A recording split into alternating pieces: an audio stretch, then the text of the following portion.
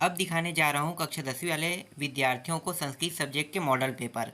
Model paper से कितने प्रश्न आते हैं, आपको ये थोड़ा सा संशय होगा कि कितने नंबर के प्रश्न आते हैं। तो मॉडल पेपर जो जारी होता है वो 4 मॉडल पेपर जारी होता है। जैसे कि अभी मैं आपको एक मॉडल पेपर दिखा रहा हूँ और चारों मॉडल पेपर को अगर आप पढ़ते हो तो पासिंग मार्क जितना नंबर आता है 40 से 45 नंबर तक के, इससे ज़्यादा का नहीं आएगा। जो पेपर सेट तैयार करते हैं जो बोर्ड है ना, वो आप लोगों को पासिंग मार्क पहले से ही बता देते हैं। किसके थ्रू? मॉडल पेपर के थ्रू। लेकिन कुछ बच्चे ऐसे हैं वो मॉडल पेपर को नहीं पढ़ते हैं, इसी वजह से कई बच्चे जो है वो फेल हो जाते हैं। तो आपको पढ़ना है, जैसे बहुत ज़्यादा नंबर लाना है तो मैं जो आईएमपी सूची दिया हूँ उसको पढ़ना है आपको, ठीक है। वहाँ पे जो जो प्रश्न टिक किया हूँ उसको आपको पढ़ना है। लेकिन सिर्फ पास होने के लिए जो सोच रहे हैं वो मॉडल पेपर पढ़ सकते हैं, और जिनको ज़्यादा नंबर पाना है ना वो मॉडल पेपर कम से कम देख लो कि कैसे प्रश्न आते हैं, ठीक है। मेरा थोड़ा तबीयत ख़राब इसलिए खांसी आ रहा है। तो मॉडल पेपर पढ़ना भी बहुत ज़रूरी है क्योंकि यहाँ से बहुत सारे प्रश्न बनते हैं, और वो सारे प्रश्न हालांकि उतना ज़्यादा नंबर का नहीं रहता जितना आप चाहते हो, लेकिन बहुत मदद कर देता है कि प्रश्नों के टाइप कैसे रहते हैं, ठीक है। ये मदद मिल जाता है और आते भी हैं प्रश्न, तो आपको इसे नज़रअंदाज नहीं करना है, इन सारे प्रश्नों को आपको देखना है। इसलिए मैं आपको यहाँ पे बताने वाला हूँ सारे प्रश्नों का उत्तर, ठीक है। जितने प्रश्न मॉडल पेपर में है वो सबका उत्तर आपको मिल जाएगा। तो चलो देखते हैं। तो देखो पहला प्रश्न क्या है, उचित विकल्प चित्वा लिखित लिखा हुआ है, ठीक है। इसमें 5 प्रश्न है, 15 नंबर के एक नंबर का प्रश्न आता है। तो पहला प्रश्न देख लेते हैं, बिलासाबाई केवटिन इति पुरस्कारा प्रतिवर्ष दिएते। तो प्रतिवर्ष बिलासाबाई केवटिन को किस लिए पुरस्कार दिया जाता है, ठीक है। इसका वो एक समझो, ठीक है। तो मतलब बिलासाबाई केवटिन पुरस्कार किस कार्य के लिए दिया जाता है प्रतिवर्ष। तो बिलासाबाई केवटिन क्या है? केवटिन मतलब मछली पकड़ने वाला, तो मत्स्य कहाँ पे है? बी में है, तो उत्तर बी लेना है आपको, ठीक है। चलो आगे देखते हैं। इसके बाद देखो रक्त ग्रहम कथ्यते। तो यहाँ पे आपको क्या लेना है? रक्त ग्रह मतलब खून के रंग का कौन सा ग्रह है, अगर ये समझो तो मैं जानता हूँ मास ग्रह को कहते हैं। मास मतलब मंगल ग्रह, ठीक है। तो यहाँ पे उत्तर क्या लेना है? मंगलम, मंगला लेना है। इसके बाद है तीसरा क्या है नमः योगे विभक्ति भवती। तो उत्तर क्या लेना है यहाँ पे? नमः जो है ना ये चतुर्थी विभक्ति, तो चतुर्थी को टिक कर देना है। अगर ये प्रश्न आता है तो चतुर्थी लेना है। सुबन्तः इति शब्दस्य संधि विच्छेदोस्ति। तो यहाँ पे देख लेते हैं, सुबंता का हमें संधि विच्छेद बताना है। तो क्या होगा? सुप धन अंता, यहाँ पे बी वाला जो आंसर है ना उसको टिक करना है। पांचवा देखो, सामाजिका इतस्मिन शब्दे प्रत्योस्ति। तो उत्तर क्या लेना है? यहाँ पे क्या बताना है? प्रत्यय बताना है। तो इसमें जो प्रत्यय है ना वो है ठक है, ठीक है। संस्कृत थोड़ा अलग तरीके से है और हिंदी में प्रत्यय अलग तरीके से होता है, इसलिए ये संस्कृत है, इसलिए आपको ठक को यहाँ पे लेना है प्रत्यय में। समझ में आ गया? चलो दूसरा प्रश्न देखते हैं। इसके बाद देखो राइट हैंड साइड में आपको दूसरा प्रश्न दिखाई दे रहा होगा। दूसरा प्रश्न, एक सेकेंड, इसमें तो और प्रश्न है, मैं भी उचित, हाँ यहाँ पे आ गया। उचित पद चित्वा रिक्त स्थानानी पूरियत लिखा हुआ है। तो क्या करना है कि रिक्त स्थान में इन सभी को भरना है। जैसे कि केसांसी चदपी, ठीक है। खाली स्थान गुड़ाह सडिना गम्यते। तो यहाँ पे क्या आ जाएगा? आपको पहले में वस्तुना लेना है। चित्वा तो शिक्षात्य दीक्षा कृते, खाली स्थान कर्णिया, तो यहाँ पे आपको लेना है च ले लेना है। मनसो खाली स्थान दमह, तो यहाँ पे उत्तर क्या लेना है? दमना ले लेना है। चौथा क्या है? खाली स्थान त्यज्यति मित्राणी, तो यहाँ पे उत्तर लोभात ले लेना है। और पांचवा जो बचा है उसको सप्तमी लेना है, सप्तमी, ठीक है। आगे देखो, इसके बाद है उचित मेलन कुरुत। तो इसके बाद जो उचित मेलन कुरुत है मतलब सही जोड़ी मिलाना है। तो यहाँ पे नासा है, नासा क्या गया था? चंद्रयान छोड़ा था क्या ना, या फिर राष्ट्रीय वैमानिकी अंतरिक्ष प्रसंधन। तो नासा जो है ना ये राष्ट्रीय वैमानिकी मतलब अनुसंधान केंद्र है, इसलिए यहाँ पे डी लेना है, ठीक है। ठीक, गलती से चंद्रमा मत कहना, चंद्रमा में जरूर छोड़ा था, लेकिन ये जो सेंटर है इसके जो 20 है ना अंतर्राष्ट्रीय, यहाँ पे राष्ट्रीय लिखा है, अंतर्राष्ट्रीय वैमानिकी अंतरिक्ष प्रबंधन च लेना है। यहाँ पे अंतर्राष्ट्रीय है, ये राष्ट्रीय नहीं है। महाकवि विशाखदत्तेन, तो यहाँ पे आपको लेना है मुद्रा राक्षसम, ठीक है, ये ले लेना है मुद्रा राक्षसम। इसके बाद स्नेह अभिलाष, इसको आपको किस में लेना है, इसको आपको सप्तमी विभक्ति में ले लेना है। उपदिष्टि इति पदे, इसको आपको ले लेना है उपसर्ग में, और जो बचा है पांचवा उसको आपको सी में ले लेना है।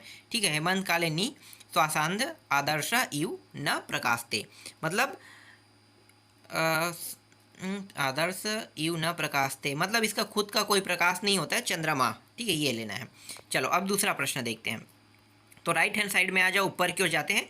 ठीक है, राइट हैंड साइड में देखो 108 और 116 को संस्कृत में लिखना है। तो कैसे लिखोगे, मैंने पहले ही बताया था, कोई शॉर्टकट नहीं है। आपको 101 से लेके 150 तक के कोई ट्रिक लगा के याद करना है। ट्रिक का मैं आपको थोड़ा सा यहाँ पे जानकारी दे देता हूँ कैसे ट्रिक लगाना है। आप सभी को पता है, जब हम 11 लिखते हैं, 12 लिखते हैं, 13 लिखते हैं ना, तो 11, 12, 13 तक के तो आपको मतलब 101 से लेके 101 से लेके आपको 120 तक के कम से कम तो देखना पड़ेगा। फिर 121 को क्या बोलते हैं, सेम टू सेम 120 जैसा होता है। तो पीछे में आप 1, 2, 3 इस तरह जोड़ो। 131 में भी वैसे ही पीछे में जोड़ा जाता है। ठीक है, 31, 32 जब लिखते हो तो उसमें पीछे में जोड़ते हैं। तो ये ट्रिक लगा के इसे याद कर लेना। ठीक है, ठीक, तो इससे फिक्स हो जाएगा आपका 2 नंबर। तो जैसे 108, 116 को क्या बोलते हैं यहाँ पे बता दिया है।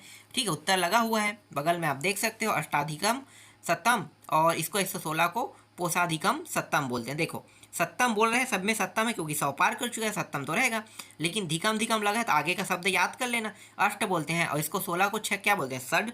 ठीक है, 6 को षड बोलते हैं तो षाढ़सी। इस तरह से उसके आगे को, बाकी पीछे में तो जुड़ेगा ही जुड़ेगा, तो जो जुड़ेगा उसको याद नहीं करना है, वैसे ही आप लोग बना लोगे। तो एक ट्रिक लगाना और याद करना।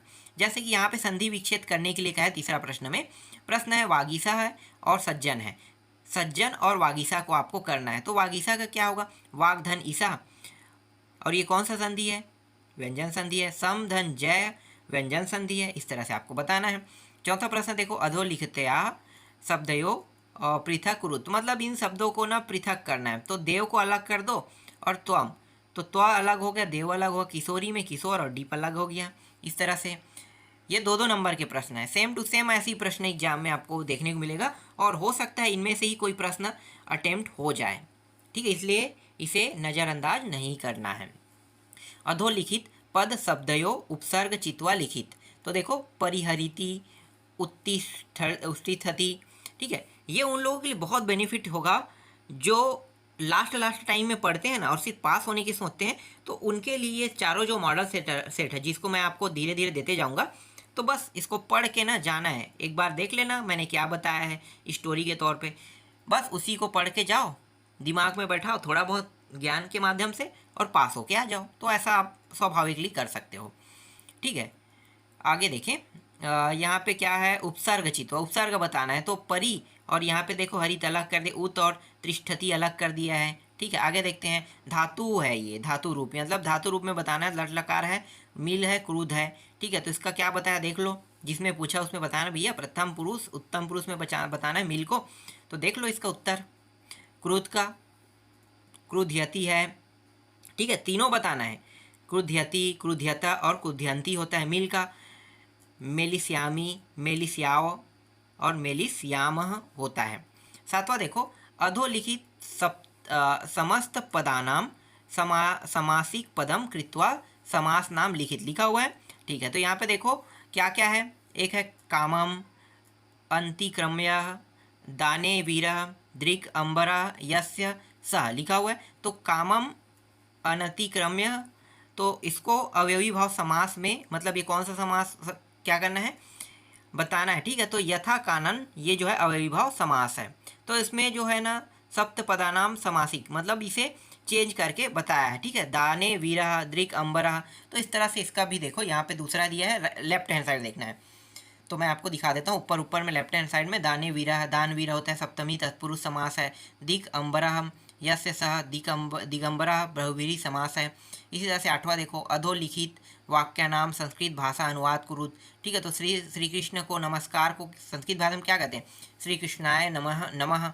ठीक है, 3 प्रश्न यहाँ पे है, 3 नंबर के हैं। वह सांप से डरता है, तो सर्पात विभेद, और यहाँ पे पिता पुत्र से स्नेह करता है, तो पिता पुत्र स्नेहति। तो इस तरह से आपको बताना है। ठीक है, 9वां में देखो क्या है, मैंने इसे टिक करा था ना, बिलासा सैसव काले बाला बोलो सह क्रीडयति। तो बहुत ज़्यादा चांस रहता है कि ये प्रश्न एग्जाम में आते रहते हैं। तो इन सभी का मैं आपको उत्तर दिखा देता हूँ। जब मैंने टिक कराया था तो मैंने सिर्फ IMP सूची में बस टिक कराया था। देखो ऐसे प्रश्न, मतलब ये प्रश्न को कौन दे रहा है भैया, ये प्रश्न को मॉडल पेपर सेट करने वाला दे रहा है। इसका मतलब ये प्रश्न जो है ये आने वाले हैं, ठीक है। जो प्रश्न हमने टिक कराया है वहीं से ही प्रश्न आ रहे हैं। तो आपको क्या देखना है इन सारे प्रश्नों को उत्तर देखना है, ठीक है। आगे दिखाता हूँ 10वां, ये रहा 10वां, स्वामी विवेकानंद रायपुर है, इसको भी मैंने आपको टिक कराया था। ये सब वही प्रश्न है जो मैंने टिक कराया है, ठीक है। आपको देखने को मिल रहा है। हिंदी में क्या बताना है, अनुवाद बताना है।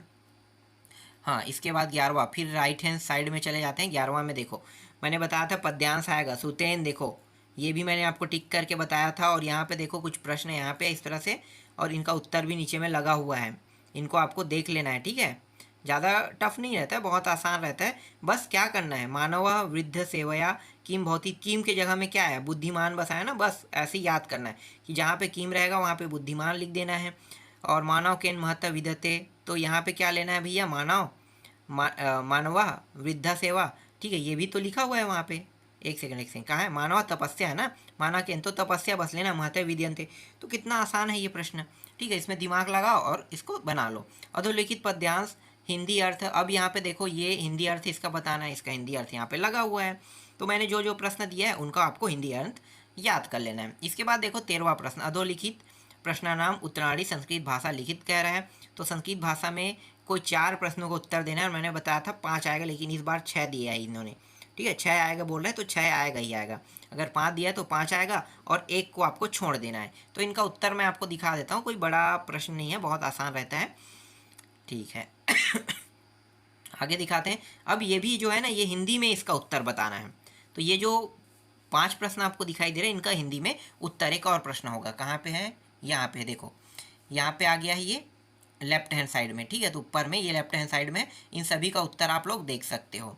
चलो आगे दिखाता हूँ। इसके बाद ये जो प्रश्न है 15 सूक्ति, 4 सूक्ति मैंने बोला था, देख लो भाई मैंने जो दिया है वो सूक्ति ज़्यादा आसान था, ये थोड़ा टफ है, तो वो याद कर लेना, ठीक है, जो जो मैंने बताया था वो।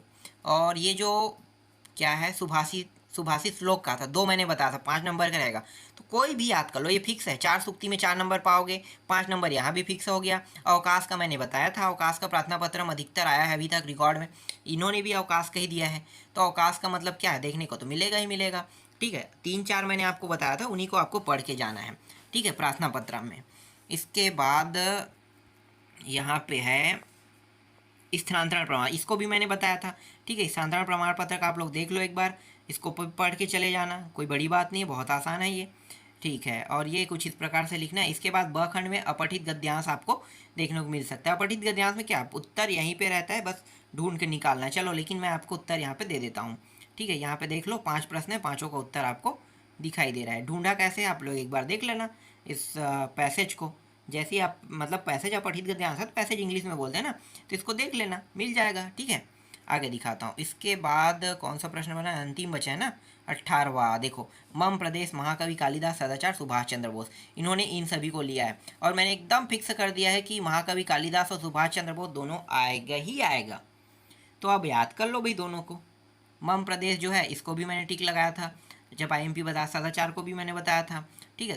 तो अधिकतर जो है, कई बार क्या होता है, मम प्रदेश को काट देते हैं, सदाचार को काट देते हैं, महाकवि कालिदास सुभाष चंद्र को काटता ही नहीं। तो ये महत्वपूर्ण है, इसको दिखाने की जरूरत नहीं है, ये आपको गाइड या कहीं पे भी इसके जो निबंध है वो मिल ही जाएंगे आप लोगों को।